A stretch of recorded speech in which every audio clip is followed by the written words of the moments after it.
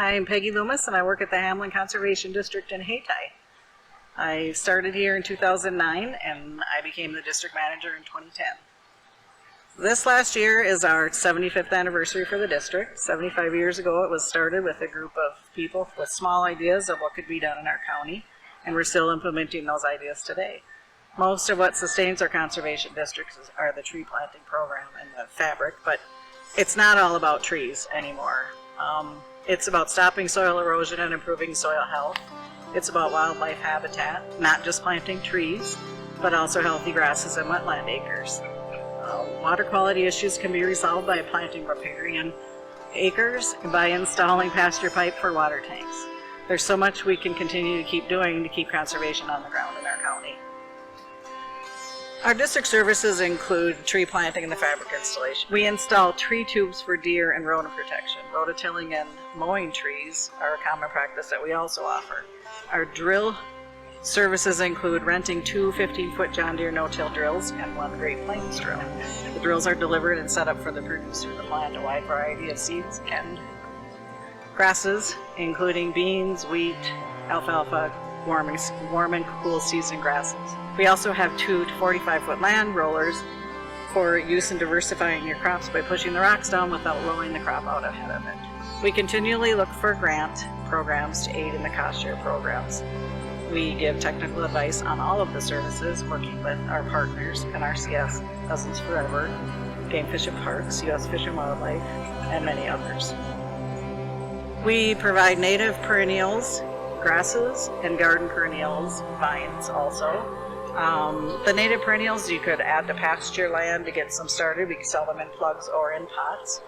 A lot of people are starting their own home gardens and enjoy the native perennials as well as the garden perennials that most people have. We do have a display on site at our tree shed property. It showcases 75 different species of native perennials and garden perennials. Hostas are included in that.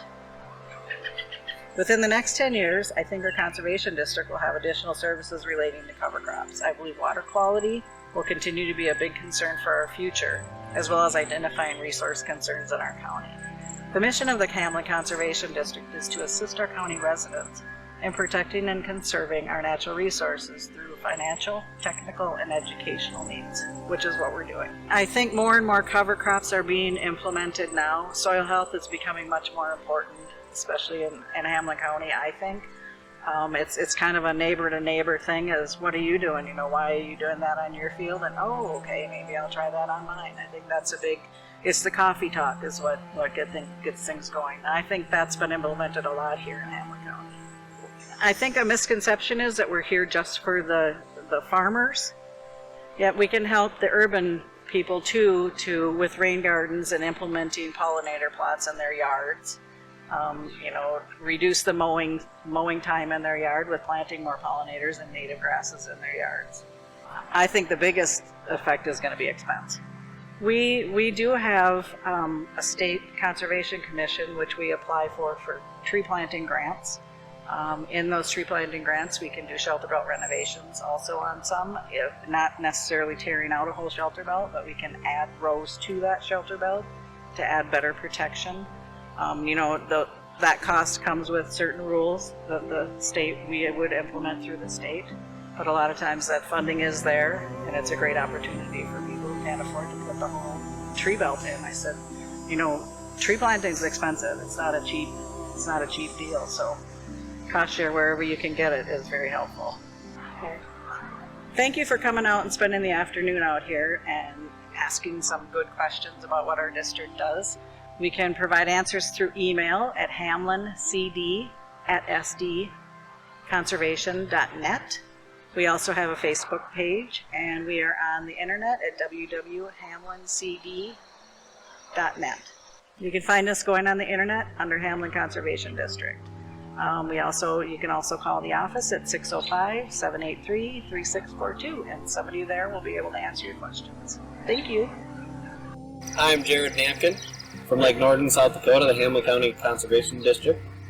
Our practices we have done with our local conservation districts has been no-till predominantly in all of our farm ground. We planted many acres of trees. We planted down a couple hundred acres of pasture. We've planted CRP. We've made some grass waterways in our erosion areas, highly erodible areas. Other things we've done are cross-fenced. We've also put in pasture pipe. These have all helped us improve our ground. This has led us to utilize the land.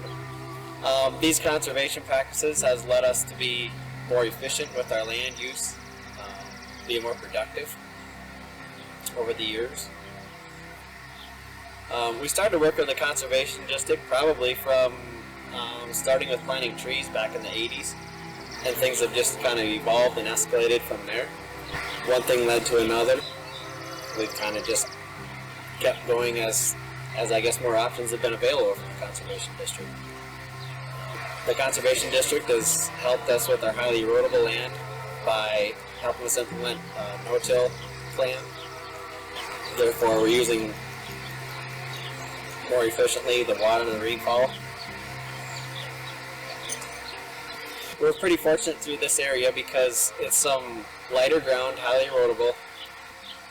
We've seen the difference in soil moisture, leaving more residue on the ground. It's helped us conserve our moisture. We've seen it with other fields around the area that are conventional tillage. We don't see the dry spots show up on hills like we used to when we were farming with conventional tillage. So we've seen a increase on basically the tops of our hills considerably. So our cattle run in a rotation, anywhere from 2 weeks moves to single once a day moves. We've seen this beneficial to change grass species and provide more productive species out there that have been deteriorating over the years. It always used to be one main pasture and nothing was moved until the end of the grazing season, which is in October. So after they come off of grass, we'll graze cover crops, which is planted right after our small grain. Means we have a 3-crop rotation of small grain, soybeans, and corn. We'll graze those cover crops typically in October until they're gone in typically December, and then we'll go on and graze crop residue. And so we've seen a better effect. It's certainly the cost of feed has decreased, means we can graze longer. We're providing more feed to graze. Certainly beneficial from a feed standpoint. We don't have to haul as much manure, being the cows are out on the fields for a longer period of time. We've planted quite a few trees, such as field windbreaks, but we've also planted a lot of trees around the building sites, and we've taken those and strategically placed them so they are placed so we've got protection while calving if a blizzard comes in. We've seen this very beneficial as the last few springs have been quite a few March and April storms. Cows have had protection. They didn't need to come in quite as close to headquarters. And certainly calf health has improved with that. If someone is interested in their local conservation district, I would say actually just stop in the office or call their local number or their website. Introduce yourself and tell them what you have for goals, and they can help you. Certainly, they've seen many different options. They've seen a lot of different strategies that they've implemented to improve areas or people's resources, and they're certainly skilled in their positions. I am Jared Namken, and I am a resident of Hamlin County and participate in the Hamlin County Conservation District.